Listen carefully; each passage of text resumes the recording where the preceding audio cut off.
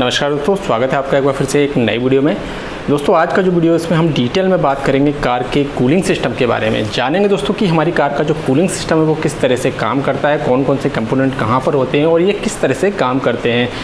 तो चलिए दोस्तों वीडियो स्टार्ट करते हैं। और सबसे पहले जानते हैं दोस्तों कि कार का जो कूलिंग सिस्टम होता है उसमें कौन कौन से कंपोनेंट, कौन कौन से पार्ट्स होते हैं। और ये भी बता देता हूँ दोस्तों कि कूलिंग सिस्टम की जो है कार में क्यों ज़रूरत पड़ती है। एक्चुअल में दोस्तों जो कूलिंग सिस्टम होता है हर इंजन के लिए ज़रूरी होता है। कूलिंग सिस्टम दो तरह का होता है, एक एयर कूल्ड और एक होता है वाटर कूल। तो ये जो इंजन होते हैं दोस्तों वाटर कूल होते हैं, और जो एयर कूलिंग सिस्टम होता है उसमें एक पंखा लगा होता है। या जनरली जो बाइक के इंजन होते हैं दोस्तों, जब हम बाइक को राइड करते हैं तो सामने से पड़ने वाली जो हवा होती है उससे वो ठंडे होते हैं। या फिर स्कूटर का इंजन आपने देखा होगा, जो पहले जो स्कूटर आते थे या जो अभी स्कूटी आती हैं, तो उनमें दोस्तों एक पंखा लगा होता है जो इंजन के माध्यम से घूमता है और इंजन को ठंडा करता है। तो होता क्या है दोस्तों, हमारी कार का जो इंजन होता है उसका जो ब्लॉक होता है, तो ब्लॉक जो होता है उसके अंदर पिस्टन ऊपर नीचे होते हैं। उससे क्या होता है, जो गर्मी है वो उत्पन्न होती है, क्योंकि उसके अंदर काफ़ी ज़्यादा जो है टेम्परेचर हाई होता है, स्पार्क होता है उसके अंदर, और कंबशन की वजह से जो गर्मी पैदा होती है उससे इंजन हीट होता है।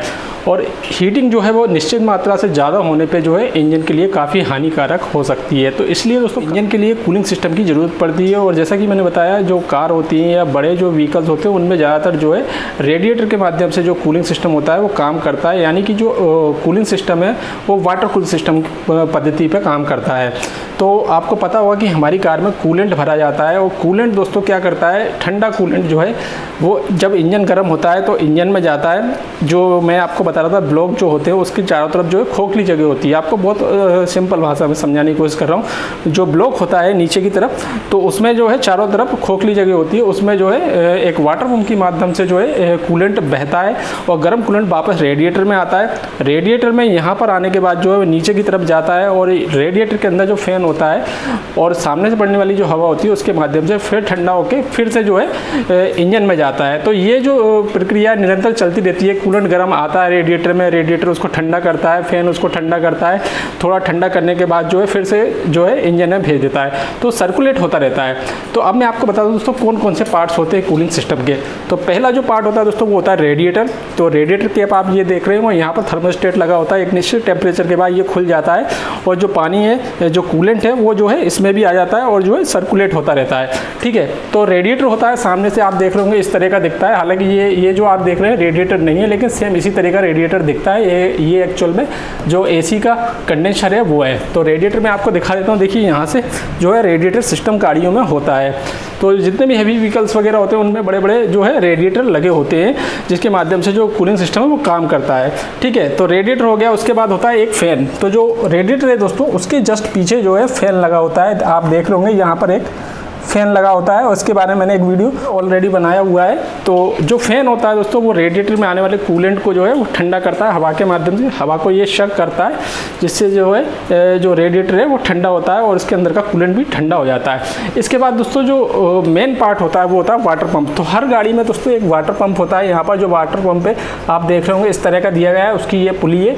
और ये जो वाटर पंप है दोस्तों, जब इंजन स्टार्ट होता है तो बेल्ट के माध्यम से जो है घूमता है। तो ये जो वाटर पंप है पूरे इंजन में जो कूलेंट है, जो पानी होता है, उसको सर्कुलेट करता रहता है प्रॉपर। ठीक है, उसके बाद यहाँ पर आप देख रहे हो इनको एल्बो बोलते हैं। ये जो है ऊपर की तरफ लगी हुई है एक, और एक नीचे की तरफ एल्बो लगी रहती है। तो नीचे की एल्बो भी मैं आपको दिखा देता हूँ। देखिए ये जो एल्बो देख रहे हैं ये नीचे की एल्बो है। ठीक है, तो नीचे वाली जो एल्बो होती है दोस्तों उसके माध्यम से जो वाटर पंप है वो जो है कूलेंट को ले जाता है, ठंडे कूलेंट को इंजन के अंदर ले जाता है। और जो इंजन का टेम्परेचर है वो हाई होने पे जो ECU है वो कमांड देता है कि जो रेडिएटर है वो अपना काम करे, और जो फ़ैन है वो भी ऑटोमेटिक जो है कूलेंट को ठंडा करने लग जाता है। तो कुल मिला के यही है कि जो वाटर पंप होता है वो जो पूरा कूलेंट होता है उसको सर्कुलेट करने में मदद करता है। और जो रेडिएटर सिस्टम होता है हमारी कार का, वो जो है कूलेंट जो आता है गर्म इंजन से होते हुए, क्योंकि इंजन का टेम्परेचर बहुत ज़्यादा हाई होता है, तो कूलेंट जैसे ही ठंडा पहुंचता है वहाँ पर तो वो भी गर्म हो जाता है। फिर उसको जो है ठंडा करने की ज़रूरत होती है। तो वो कूलेंट यहाँ पर आता है रेडिएटर में। रेडिएटर में फैन होती है, ऊपर से नीचे की तरफ गिरता है और जो है हवा के माध्यम से वो ठंडा होता है। और नीचे से फिर से जो है इस एल्बो के माध्यम से, नीचे जो एल्बो मैं आपको दिखा रहा था ये वाली, तो इसके माध्यम से यहाँ से होता हुआ फिर से इंजन में चले जाता है। और ये जो प्रक्रिया जैसा कि मैंने बताया निरंतर चलती रहती है। और उसी तरह से जो है फ़ैन भी जो है रेडिएटर का वो काम करता है। तो एक निश्चित टेम्परेचर आने के बाद जो है फ़ैन ऑटोमेटिक चलता है या बंद हो जाता है। और जब लगता है ECU को कि अभी जो है फ़ैन को चलाने की ज़रूरत नहीं है तो वो फ़ैन को कमांड नहीं देता, यानी कि उसको ऑन नहीं करता। तो आजकल की दोस्तों जितनी भी गाड़ियाँ होती हैं आपको पता होगा वो ECU के माध्यम से कंट्रोल होती हैं। जितने भी इलेक्ट्रिक पार्ट होते हैं उनको जो है ECU या जिसे ECM कहते हैं या कार का कंप्यूटर कहते हैं, जैसे कि आप यहाँ पर देख रहे होंगे, ये कमांड देता है और मॉनिटर करता रहता है कई सारे इंजन में लगे हुए सेंसर के माध्यम से, और जितने भी इलेक्ट्रिक पार्ट हैं उनको ये कमांड करता है और सारी चीज़ों को मॉनिटर करता है। तो ऐसे ही दोस्तों हमारी कार का जो कूलिंग सिस्टम है उसको ये कमांड देता है कि जो रेडिएटर फ़ैन है उसको कब ऑन होना है और जो कूलिंग का टेम्परेचर है वो कितना हो गया। अगर कूलिंग का टेम्परेचर ज़्यादा हो जाता है, कभी कभी रेडिएटर जो है ठीक से काम नहीं करता या फ़ैन ठीक से काम नहीं करता, कूलिंग सिस्टम सही से काम नहीं करता, तो डैशबोर्ड है उसमें वार्निंग लाइट शो होने लग जाती है। तो अभी दोस्तों आपको समझ में आया होगा जो कार का कूलिंग सिस्टम वो किस तरह से काम करता है। ये जो है वाटर कूल्ड इंजन पद्धति पे काम करता है और जनरली जो है जितने भी बड़े व्हीकल्स होते हैं उनमें जो है इसी तरह की प्रणाली का यूज किया जाता है।